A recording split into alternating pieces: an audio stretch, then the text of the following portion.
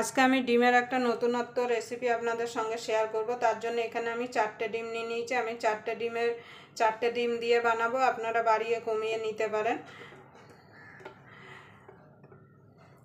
আপনাদের হাতে যদি একদম সময় কম থাকে তাহলে আপনারা মাত্র 5 মিনিটে এই ডিমের ঝোলটা বানিয়ে ফেলতে পারেন। এই ডিমের ঝোলটা বানানো যেমন সোজা, খেতেও কিন্তু দারুণ হয়। গরম ভাতের সঙ্গে এরকম ডিমের ঝোল থাকলে কিন্তু আর কোনো কিছু লাগবে না। প্রথমে ডিমগুলোকে সিদ্ধ করে নেব, তার জন্য কড়াইতে আমি জল দিয়ে দিয়েছি। এবার ডিমগুলোকে দিয়ে দেবো।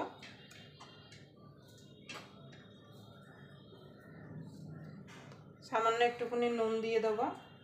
নুন দিয়ে যদি ডিমগুলো সিদ্ধ করা হয় তাহলে কিন্তু ডিমগুলো খোসাটা ভালোভাবে উঠে যাবে। এবার ডিমটাকে আমি ভালোভাবে সিদ্ধ করে নেব। দেখুন বন্ধু, ডিমগুলো সিদ্ধ হয়ে গেছে। ডিমগুলো তুলে আমি ঠান্ডা জলে দিয়ে দেবো।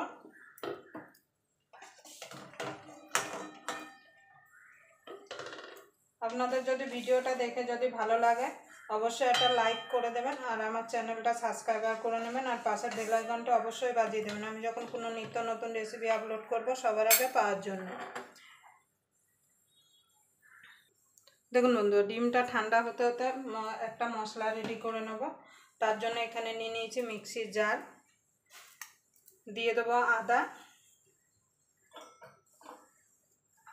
6-7টা রসুন। এটা 1 ইঞ্চির থেকে একটু কম আদা আছে। 6-7 কোয়া রসুন দিয়ে দিলাম। 6টা-7টার মতো শুকনো লঙ্কা। ঝালটা আপনাদের স্বাদ মতো দেবেন, যে যেমন ঝাল খেতে পছন্দ করেন।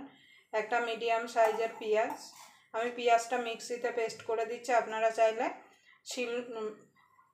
চাইলে কুচি কুচি করেও দিতে পারেন।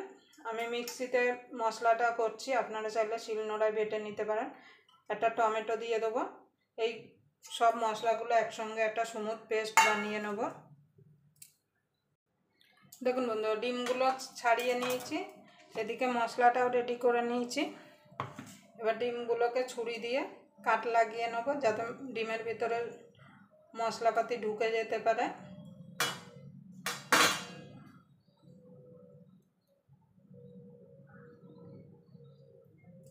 এভাবে সব ডিমগুলো আমি একটুখানি নুন আর হলুদ মাখিয়ে নেব ডিমের গায়ে।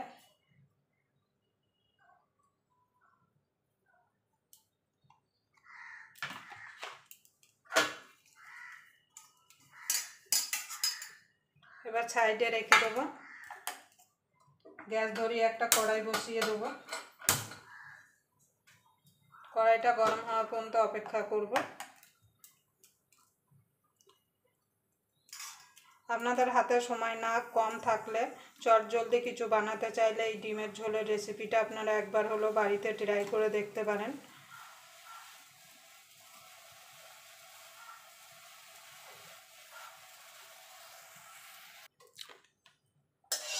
দেখুন বন্ধু, তেলটা গরম হয়ে গেছে। এবার ডিমগুলো আমি ছেড়ে দেবো।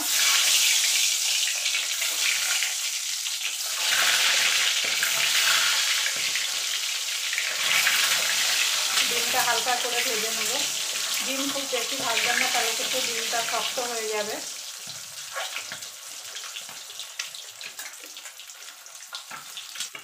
দেখুন বন্ধু, ডিমগুলো ভাজা হয়ে গেছে। ডিমগুলো তুলে নেব। আমি বাকি রান্নাটা এই তেলেই করব। তার জন্য ফোড়নে দিয়ে দেবো একটা তেজপাতা, গোটা জিরে,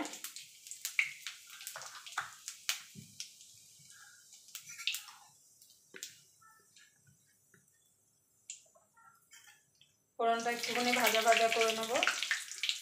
এবার যে মশলাটা করে রেখেছিলাম মশলাটা দিয়ে দেবো।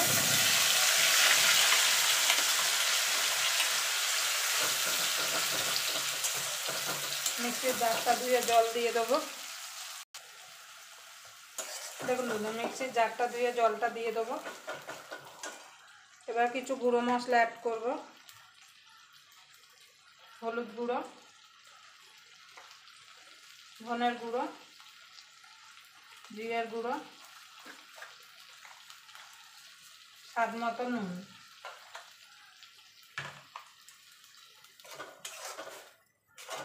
এবার মশলাটা ভালো করে কষিয়ে নেব যতক্ষণ মশলা থেকে কাঁচা গন্ধটা চলে না যাচ্ছে আর মশলা থেকে তেল না ছেড়ে আসছে। দেখুন বন্ধুরা, মশলা থেকে তেল ছেড়ে দিয়েছে আর মশলাটা কষানো হয়ে গেছে। এখানে আমি দুটো আলু সিদ্ধ করে রেখেছি, সেটা একটু ম্যাশ করে দিয়ে দেবো, মানে ভেঙে দিয়ে দেবো এইভাবে।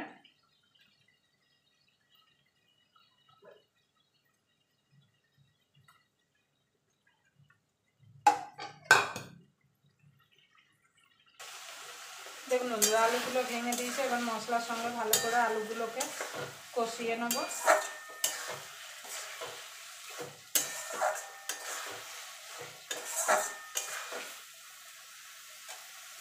ভালো করে মশলার সঙ্গে আলুটা কষিয়ে নিয়েছি। এবার জল ঢেলে দেবো।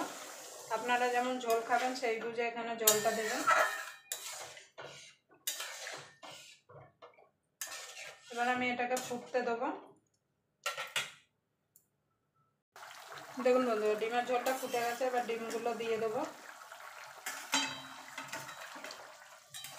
দিয়ে আরও মিনিট 2 ফুটিয়ে নেব। দেখুন বন্ধুরা, ডিমের ঝোলটা হয়ে গেছে। দিয়ে দেবো গরম মশলা,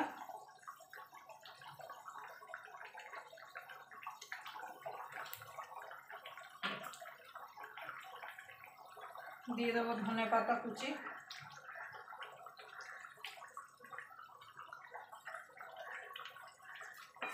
দেখুন আমার ডিমের ঝোল একদম রেডি। এইভাবে যদি আপনারা একবার ডিমের ঝোল বানিয়ে নেন গরম ভাতের সঙ্গে, খেতে কিন্তু দুর্দান্ত লাগে। একবার হলো বাড়িতে বানিয়ে খেয়ে দেখবেন। এবার নামিয়ে দেবো। কালারটা দেখুন কত সুন্দর এসছে।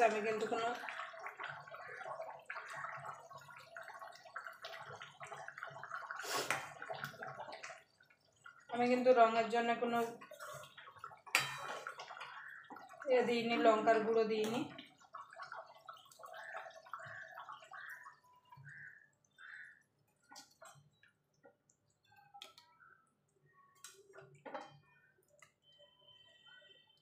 দেখুন বন্ধুরা, ডিমের ঝোলের দেখুন কালারটা দেখুন কত সুন্দর এসছে।